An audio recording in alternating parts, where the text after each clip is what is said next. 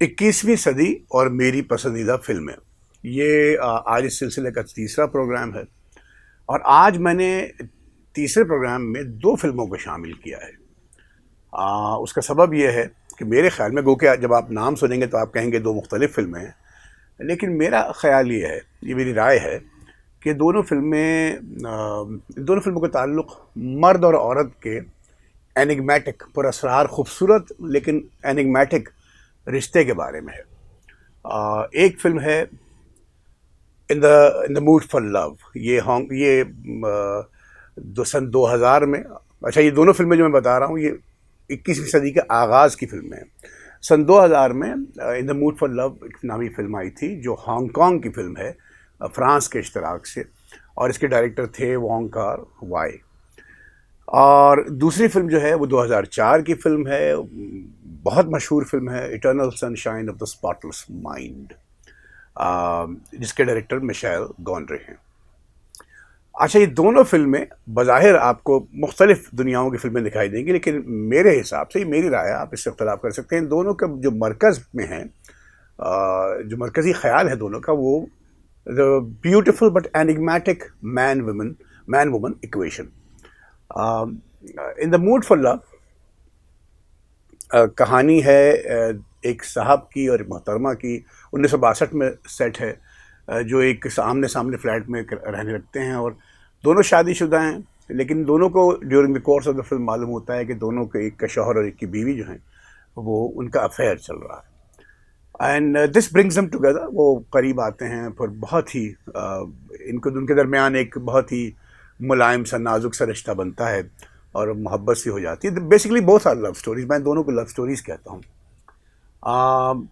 लेकिन जिस तरह इस फिल्म को शूट किया गया है, इसका म्यूज़िक गैर मामूली है, और छोटी छोटी नैरो लेन्स में, बारीक गलियों में जिस तरह कैमरे का इस्तेमाल किया गया है, इसको बहुत अलामती तौर पर कि ज़िंदगी में कुशादगी कम है, ये एक अलामत के तौर पर इस फिल्म में इस्तेमाल किया गया है इस बात को। और खूबसूरत म्यूज़िक है इस फिल्म का, जो आपने अक्सर, आपको सुना होगा आपने इसका जो बैकग्राउंड म्यूज़िक है, लेकिन आपको मालूम नहीं होगा कि इस फिल्म का म्यूज़िक है। लेकिन अगर आपने नहीं देखी तो ज़रूर देखें, in the mood for love, it's a beautiful movie. दूसरी, eternal sunshine of the spotless mind.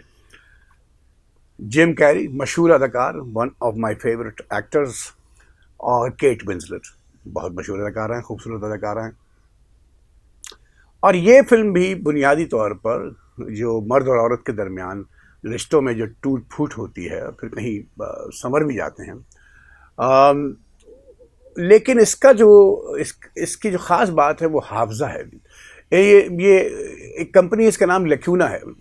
नाम देखिए कितना दिलचस्प रखा है राइटर ने, चार्ली कॉफमन ने। मिशेल गोंड्रे इसके डायरेक्टर हैं, Charlie Kaufman is one of the writers. जहाँ हाफजे को के साथ खिलवाड़ करते हैं, भुलाना चाहते हैं कुछ चीज़ों को। ये इतना अजीब व गरीब ख्याल है कि देखिए, जब आप हमारा हाफजा तो हमें तंग करता है, हमारे जो तल्ख़ तजर्बात हैं, हमारे जो मुश्किल ज़िंदगी में जो मुश्किलात आती हैं, वो हाफजे में जमा हो जाती हैं, और फिर वो हमें सारी ज़िंदगी हमारे साथ रहती हैं और हमारे अंदर से निकलती नहीं है, और तलख़ी हमारे अंदर रहती है, याद करके माजी के तल्ख़ तजर्बात को। यहाँ ये एक कंपनी है जो हाफजे से आपको निजात दिलाती है। छूता 20वीं सदी का जो बेशतर अदब है यूरोप और लातीनी अमेरिका का, वो इसी हाफजे के मामलात के गिर्द घूमता है। अगर आप गौर करें, हाफजा कितनी अहम चीज़ है। तो ये भी बहुत अच्छी फिल्म है, और इसमें जिम कैरी ने और केट विंसलेट ने बेहतरीन काम किया है। जिम कैरी का खासा है कि वो अछूती फिल्में करते हैं। आपको याद होगा जब मशहूर हो गए थे मज़ाहिया फिल्मों में, मशहूर होने के बाद उन्होंने बहुत दिलचस्प फिल्में की थी। एक उनकी फिल्म मुझे 90s की फिल्म है, अगर आपने नहीं देखी ज़रूर देखिए, जिसका नाम है the Truman show. The Truman show के डायरेक्टर हैं पीटर वेयर, जो डेड पोएट सोसाइटी जो एक आइकॉनिक फिल्म है उसके भी डायरेक्टर हैं, बहुत बड़े डायरेक्टर हैं। तो ये 2 फिल्में थी, अगर आपने नहीं देखी तो ज़रूर देखें, आपको पसंद आएंगी, मुझे यकीन है। और अगर देखी हैं तो बताइए मेरी राय ठीक है कि नहीं।